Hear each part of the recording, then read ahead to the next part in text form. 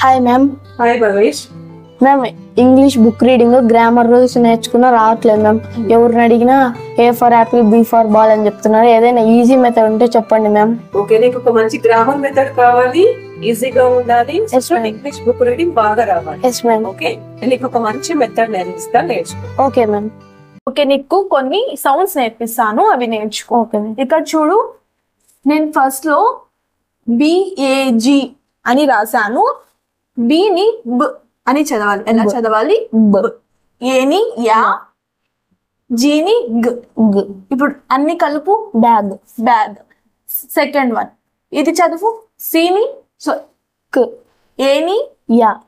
పిని ప. చదువు. Cap. Cap. Next H. హ. యా. ఉట్. హ్యాట్. బ్. యా. ఉట్. బ్యాట్. ఇప్పుడు ఈజీగా ఉందా చదవడానికి? ఈజీగా ఉంది. సింథటిక్ ఫోనిక్స్ మెథడ్ అంటారు.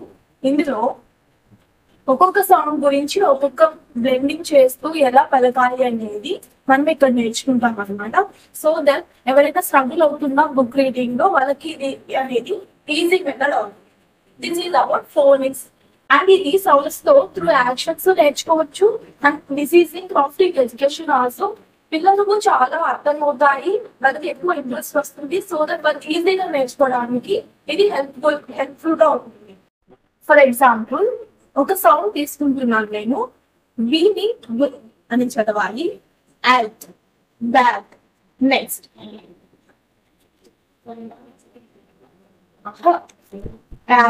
హ్యాట్. ఎండి యా. మ్యాట్.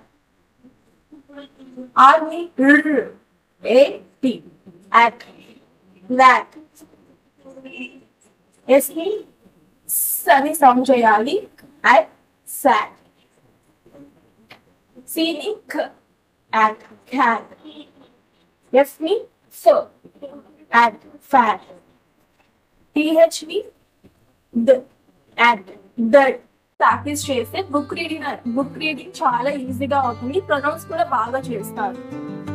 థ్యాంక్ యూ మ్యామ్, బాగా అర్థమైంది. ఇప్పుడు ఇంగ్లీష్ బుక్ రీడింగ్ కి ఈ మెథడ్ చాలా యూజ్ అవుతుంది. అలాగే నా ఫ్రెండ్స్ కూడా షేర్ చేస్తా. వెరీ గుడ్ భవేష్, నీ ఫ్రెండ్స్ అందరికి షేర్ చేయి. సో దట్ వాళ్ళు కూడా ఇంగ్లీష్ బుక్ రీడింగ్ ఈజీగా చేసుకోవాలి. Okay ma'am, thank you ma'am.